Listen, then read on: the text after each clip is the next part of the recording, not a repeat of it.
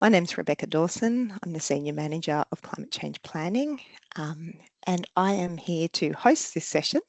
Joining me online today is Steve Hartley, who is the Executive Director of Resilience and Sustainability. Hi, Steve. How are you? Thanks, Rebecca. And also joining us is Santina Cameron. She is the Director who's leading this package of work. Hi, Santina. How are you? Good morning, all. Good morning. Look, I'm just going to do the introductory slides and then I'll hand over to Santina to run the session for us. Briley, next slide, please. So I'd like to start the session by acknowledging the traditional custodians of the land, seas and waters across New South Wales and pay respects to elders past and present. I'm dialing in today from Gadigal Wongal land, and I know you're all dialing in from the many, many Aboriginal lands across New South Wales. So I'd like to acknowledge those lands and pay my respect to their custodians. We honour Aboriginal people's ongoing connection to country, community, culture and knowledge, and we're committed to working in partnership to support self-determination. I'd also like to acknowledge and pay my respects to any Aboriginal and Torres Strait Islander people and colleagues who are joining us online today. Next slide, Bradley, thanks. So a bit of housekeeping before we start. The presentation today will be recorded and will be published online on the Have Your Say website page. We will turn off the recording at the end of the Q&A session. It gets really confusing when the Q&A session's going on. So at the end of that part, you'll be able to see the presentation, but not the Q&A. The default webinar settings are cameras off and microphones muted. That means you can't raise your hand. So to ask questions, we have a Q&A function. Please don't try and use the chat, that's shut down. The Q&A session, the Q&A area is where you can submit questions for us to answer at the end of the session, and we'll leave a good chunk of time for that. You're welcome to ask questions right throughout the session rather than leave them to the end. And when we get to answering questions, we'll go through and try and get through as many as we possibly can. There's a few other team members online who'll also help with answering questions where needed. We've got Mel from Floods, the flood team. We've got Parley, who's from the bushfire team, Alex from Coastal, and I think it's Emma or Mitchell from Heat. And then we've got Brendan online for climate change. So I think we're ready to get started. Santina, I'm going to hand over to you for the presentation. Thank you. Thanks, Rebecca. And I'm going to, I will be doing the detailed speaking, but I'm going to pass to Steve Hartley, our ED, to start with the introduction components. Well, thanks, Rebecca, and thanks, Santina. And as you can probably tell, I'm a late-minute addition to the agenda, so I would also like to acknowledge the traditional lands. I'm in the city on Gadigal land, and it's great to see so many people online. We had the team had a webinar on Wednesday. I think we had over 500 people dial in for that, and I think we've got over 300 people registered for today, which I can already see so many screens. It must be pretty close. That I think is really important because this is an important piece. All of you will know, and some of you unfortunately have probably witnessed firsthand, that the effects of climate change. We are seeing what has been predicted for a long time, an increase in the severity and frequency of natural hazards that we face. My team and I have been involved in the 2020 bushfire response, in the response to the floods in 2022. You will have also seen, no doubt, that we have a package on exhibition that responds to the new object in the EPNA Act around climate change and natural hazard. It in part is new and in part is something we've been doing for a long time. The new part is that what we're really trying to do is ensure that there's a consistent basis for the planning system to respond in a risk-based, proportionate way to the challenges that we face from changing climate. A number of frameworks at the moment already have climate change embedded in them. We've had great information in New South Wales about climate change through, for example, NARCLIM, that's been around for about 10 years. What we haven't had is a consistent approach to being able to understand what that means and inform decision making appropriately.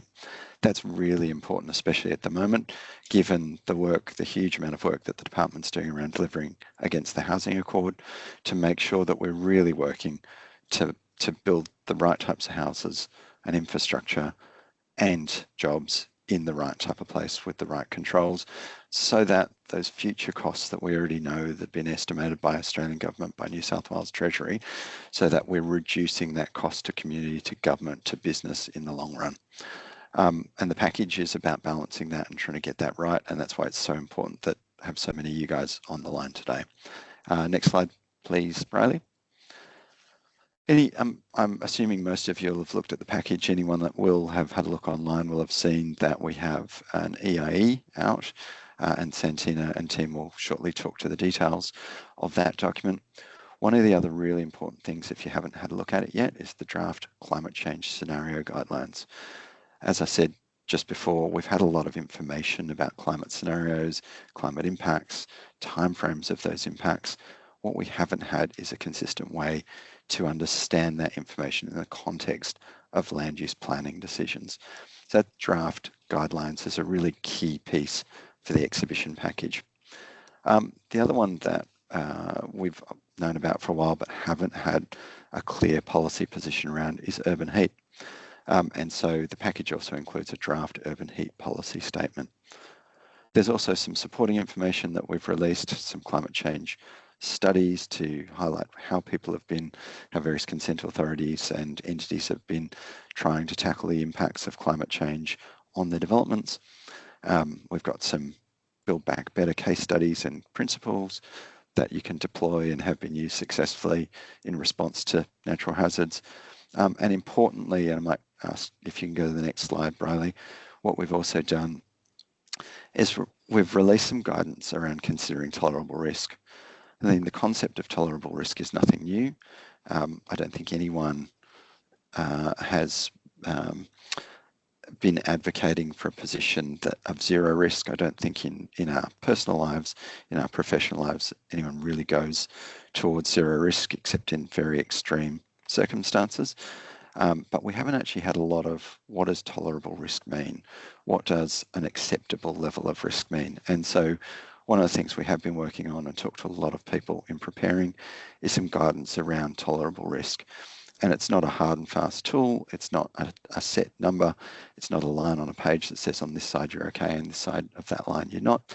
It's actually some useful and practical guidance that you can use to try and get a better handle on defining, well, what is that concept of there's going to be risk.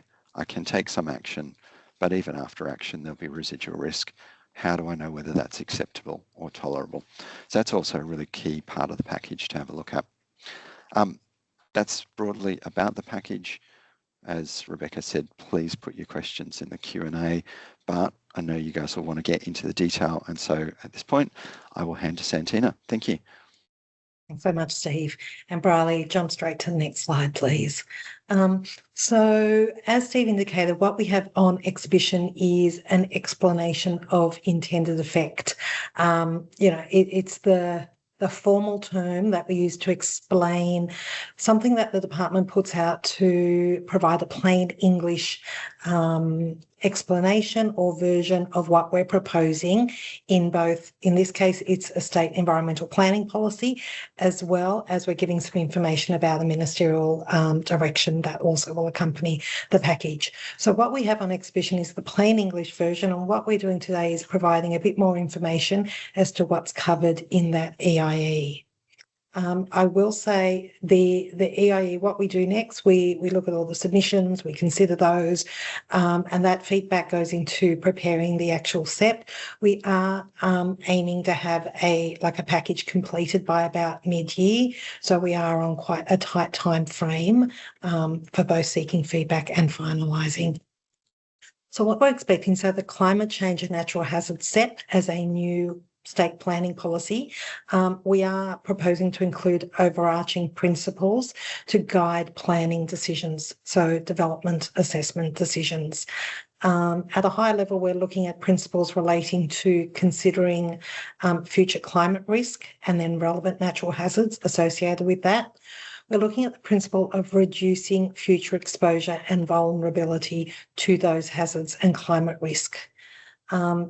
We also need to consider balancing and managing future costs and risks. So this goes to the concept of tolerable risk that Steve spoke to.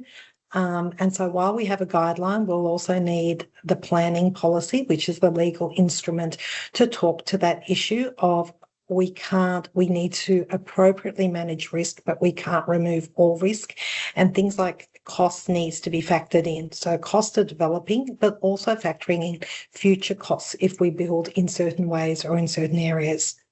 We also want to escalate the issue of health of country and therefore Aboriginal communities in a changing climate. So as a key principle. Now, an item to note is that we're proposing that this SEPP replaces the existing resilience and hazard SEPP. So in totality, not bringing a new SEPP in, but replacing the existing SEPP. And with that existing SEPP, what we need to do is move some of the components to other more appropriate areas. The SEPP will apply through existing natural hazard frameworks. So we already have frameworks, particularly for coastal hazards, for flood, and for bushfire. This package works in tandem with those. It doesn't create new natural hazard frameworks. And in large effect, in the majority of the cases, the provisions will apply with relevance to existing mapping processes and mapping frameworks through those other regimes. So next slide, please, Briley.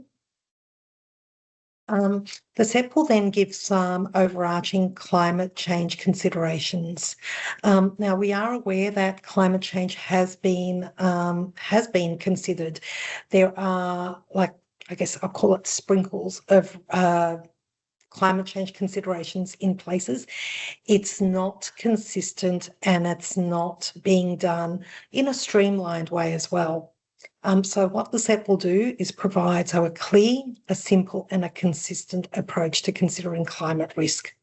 Now, climate risk, the little blue box on the side there talks to the fact that we're talking about climate risk being the future negative impacts from natural hazards in a changing climate. So this SEPP and this package is not talking to net zero or climate mitigation.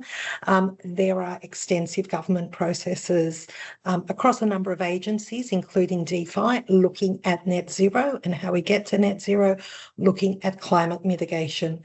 This package is actually looking at climate risk. So looking at the projections of climate change and looking at how we can actually manage those now, because regardless of those other processes, we still need to be planning for climate change and therefore climate risk. We do know that the existing hazard frameworks are at various stages of maturity about climate change impacts. So this package recognises and works with that rather than creating additional requirements or additional considerations that can't be met at the moment. So when we talk about the specific matters for consideration for climate risk, we are proposing to include things relating to considering climate risk and natural hazards, including how that changes over time. So recognising that for natural hazards, we don't have a static system if we're looking forward. Considering the options to minimise that risk to development, and then considering if that development is appropriately designed, constructed and operated. So it's not just the design, we need to focus on, the operation as well, like how can it be resilient to future impacts. The SEPP will then prescribe that consistent climate change scenarios need to be used in assessments, and that will link to the climate change scenarios guidelines. And one of the documents that draft for exhibition at the moment, the idea is that gets called up in the SEPP. So if we jump to the next slide, please, Briley. Yep. So the next slide, this slide focuses on, I guess, one of the key elements in the climate change scenario guidelines.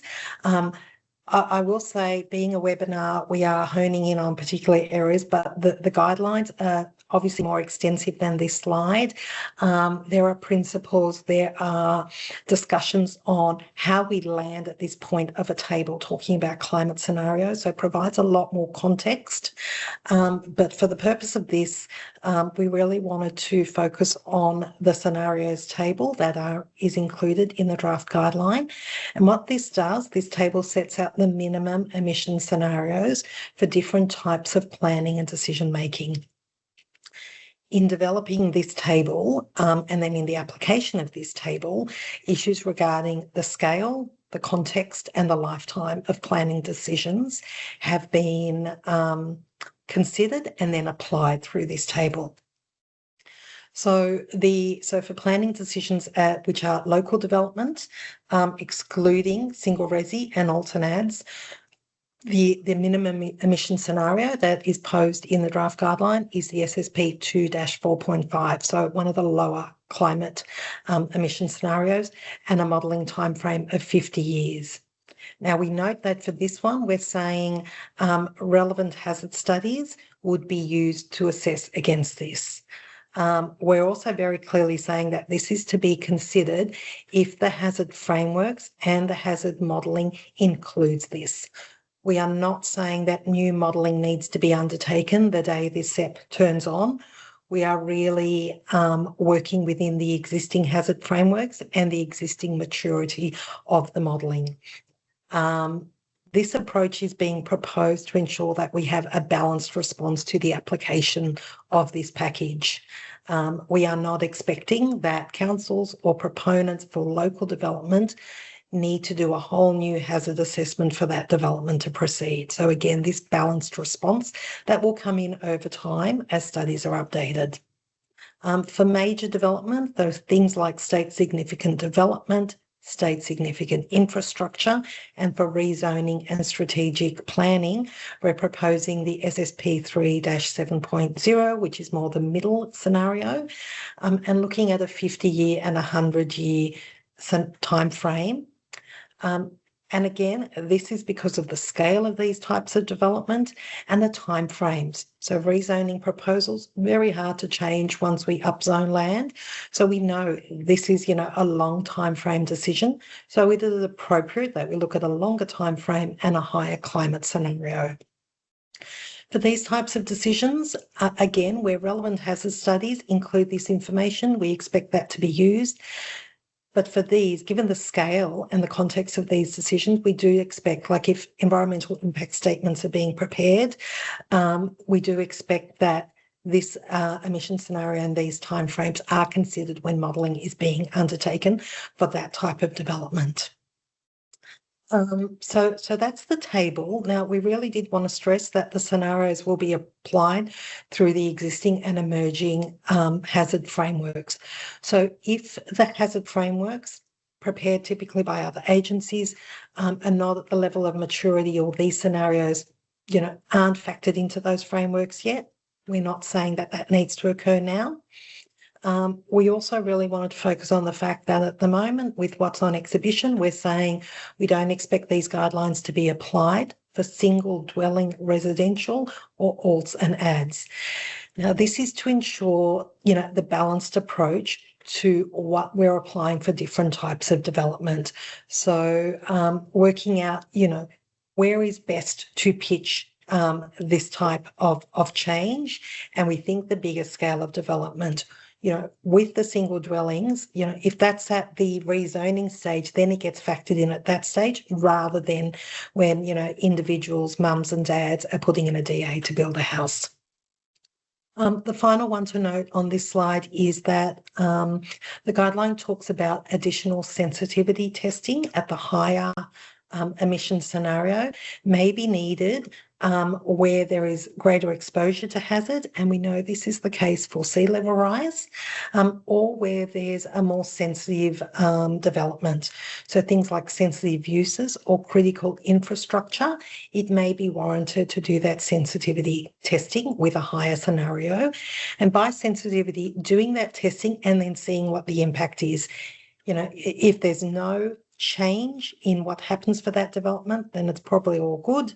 If there is a big difference between looking at SSP3 and then SSP5, then it's like a further consideration of, okay, well, what would this mean? Is this something that we maybe need to plan to adapt to in future? So, yeah, not a mandated requirement, but a sensitivity test for certain types of development. Riley, next slide, please. Okay, the next couple of slides then talk to the key hazards that the package talks to. So urban heat, as Steve has indicated, we've released a draft urban heat policy for land use planning. Urban heat is it's a well-known concept now, so urban heat and heat waves, but it is the least mature in terms of an overarching framework for considering urban heat. So this is why we've released a policy. The policy introduces principles and objectives for considering urban heat as an overarching item with a couple of subcomponents. So again, looking at it at all stages of land use planning. The SEPP will then introduce urban heat considerations for DA, so at the development scale, and look at ensuring that cooling measures are proportionate to the size and the complexity and of that development, and also elevating and coordinating strategic considerations. So the four little circles at the bottom talk to things like cool urban structure, greening, water in the landscape, and cool materials as the component of how you would consider urban heat. I think for a lot of people in this webinar, you see those, and I also know these are types of considerations that already happen at the moment, maybe not consistently, maybe not at all levels of planning. So what this package is doing is both elevating urban heat, but also creating that consistent and streamlined approach for how it is considered. So we're not talking about completely new things being brought in, but we're talking about them under the banner of these are things that you would look at to manage and mitigate urban heat in urban areas is where we would focus, and also heat waves in certain areas or for certain sensitive uses. That heat wave is a bigger issue for. Next slide, please. So moving on to bushfire. So bushfire at the moment has provisions, I will say, scattered throughout LEPs, in the EPNA Act, in the EPNA Reg. There are provisions that will remain in the EPNA Act, but what we're wanting to do is bring a lot of the other provisions in a central location, but also create aims, objectives, and development controls. Now, interestingly for bushfire, while we have like an escalated consideration by the fact it's in the EPNA Act and in the Rural Fires Act, what we don't actually have is broad considerations about, aims and objectives for bushfire-prone land. So that will be developed as part of the SEPP. We will also be doing things like giving effect to planning for bushfire protection. This is the standard document that a lot of people on the call will know that is used for detailed development assessment and strategic planning. That will be given effect. Similarly, we will give effect to the bushfire-prone land maps that are certified by the RFS. We will be moving or propose to move. There's a standard clause relating to bushfire hazard reduction. We propose to move that into the SEPP. Again, the idea of consolidating provisions. And we are also looking at establishing a pathway for cultural fire management. So this is both for bushfire risk mitigation and as a form of land management.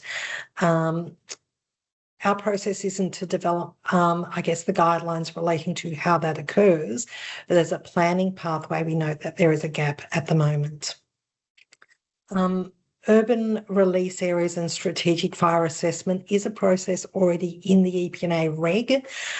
We are proposing to, reinvigorate that is what we're looking at doing and bring that into the SEPP as well. Next slide, please. On coastal. So for coastal hazards, again, this is a mature framework, and what we have at the moment in the Resilience and Hazards SEPP is one chapter that relates to the 4 coastal management areas. Not all of those areas relate to hazard, though.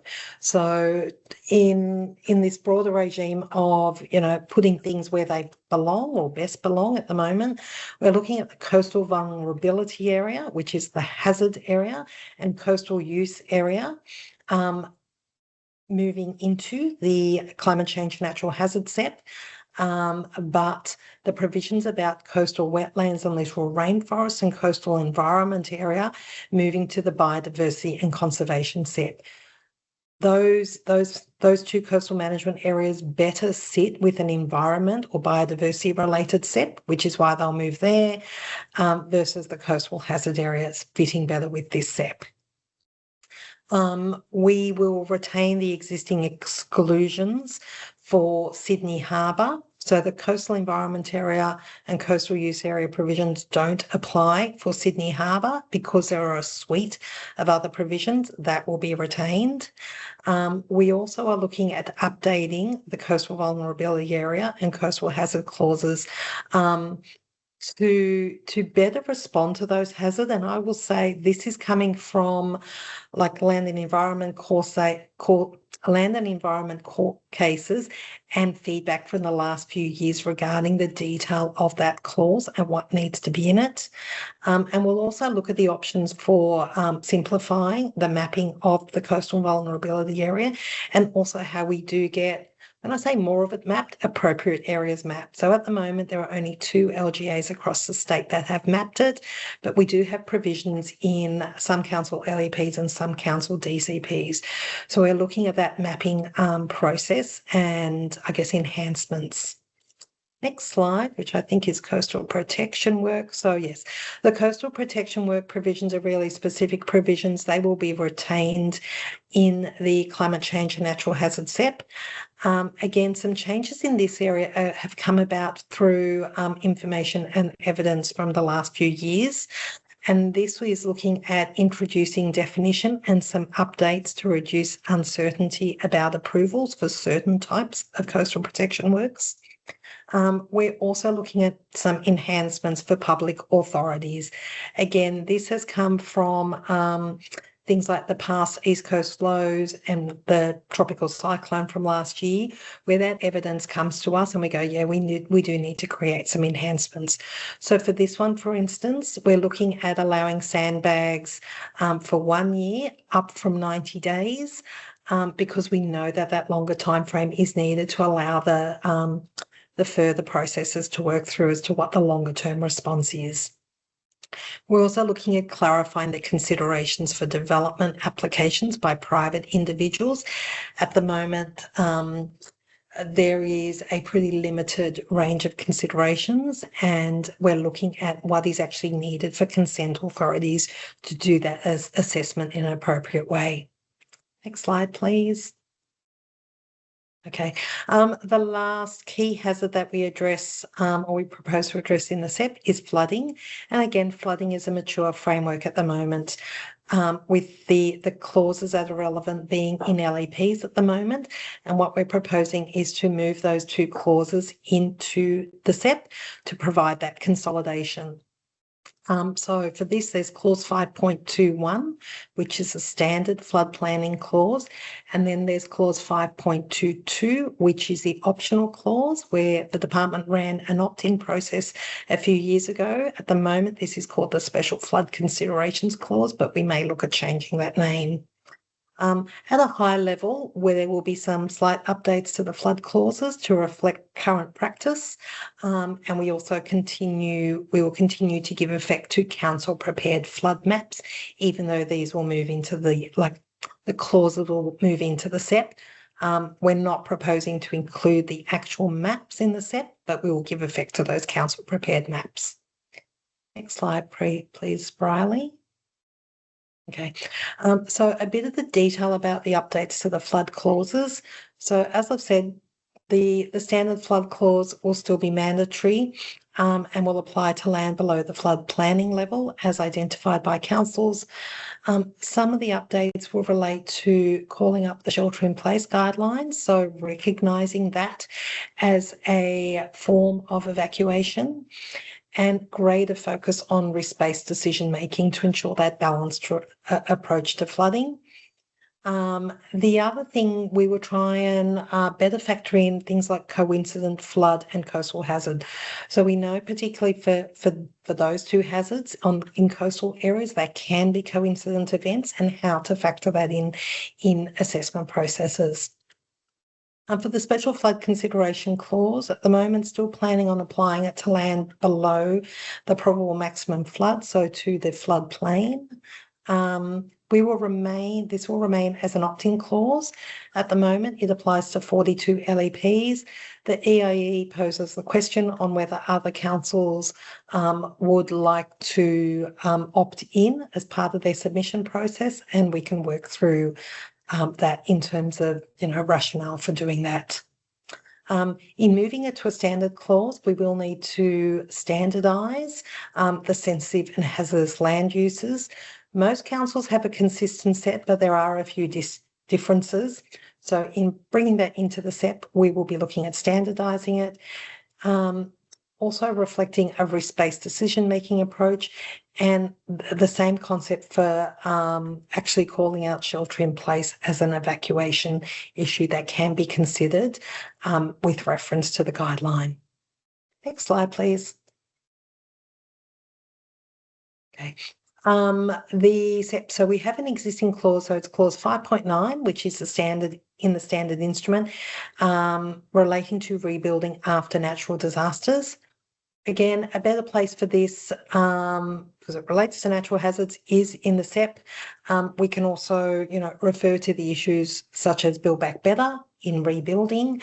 When in bringing it in, again, it would only apply to I think this is 43 LGAs where this currently applies. It will apply to those LGAs, and the SEPP will do that process. We have also posed in the EAE the question of whether other councils want to opt into this clause. Again, with this one, we will standardise the land uses where this applies, and there would need to be a slight amendment to this clause to ensure that current natural hazard provisions apply.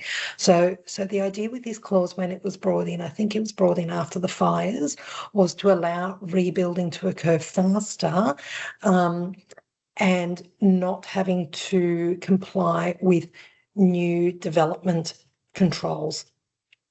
That will remain except for natural hazard development control. So if additional bushfire controls have been required through planning for bushfire protection between when a house was built and when a house is being rebuilt, we do need to ensure that those new provisions are complied with, and that's the slight update that we're proposing to this clause.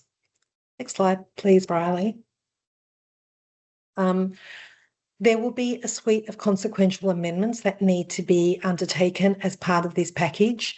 One thing that I did note from the previous webinar this week, and I wanted to highlight, is changes that relate to LEPs that are brought about by this SEPP.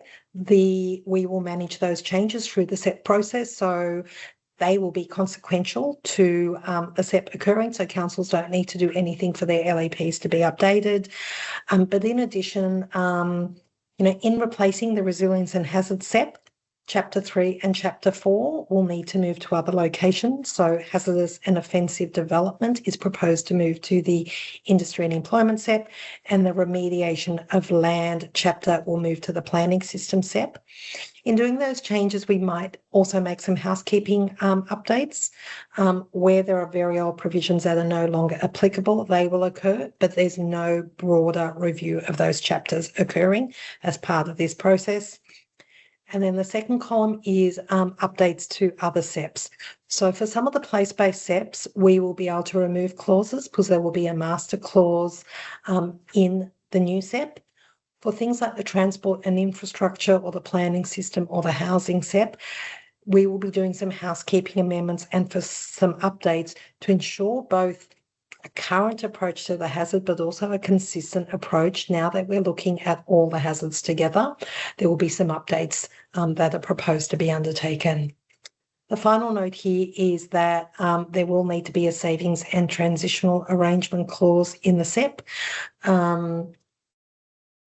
Look, normally, unless it's something critical, we would say that existing DAs are saved. But again, feedback on like the savings and transitional arrangements would be welcome from entities like submissions that they put into us. Next slide, please, Briley. The final component, which is touched on in the EIE package, is the need for a new ministerial direction. So we do have existing directions regarding coastal hazard, flooding and bushfire. There needs to be some updates to those, but they will be under a broader banner of a climate change and natural hazards MIN direction. So we will have one MIN direction. It is likely to have some overarching considerations and then some specific considerations for the individual hazards. So climate change and urban heat would be some new provisions. And then with the other ones, some updates to existing ones, but maintaining the largely the content that's already there. The reason they will need some specific components is that normally for these we call up specific guidelines and there might be some nuancing between the hazards. So yeah, you will still be able to see the 4 hazards called out with an overarching section. But in pulling them together, we are hoping for a bit of streamlining that can be achieved. Next slide, please. I think at this point, yes, I'm passing back to Rebecca to talk through next steps and then Q&A. So thank you. Thanks, Santina. So before we go into the Q&A session, I just want to run in through the next steps of how to get involved. So as Santina has explained, the full package is on exhibition until 5 p.m, Monday, the 16th of March. You can find the package on the Have Your Say webpage via the planning portal. There's a link on the screen, and I think we're going to pop a link in the chat as well, so you can find it easily, or it might have been right up at the top of the chat of the Q&A if you haven't seen it yet. We encourage you to download the documents, to have a good look at them. There's a whole lot of FAQs on the site as well, which will help you navigate them.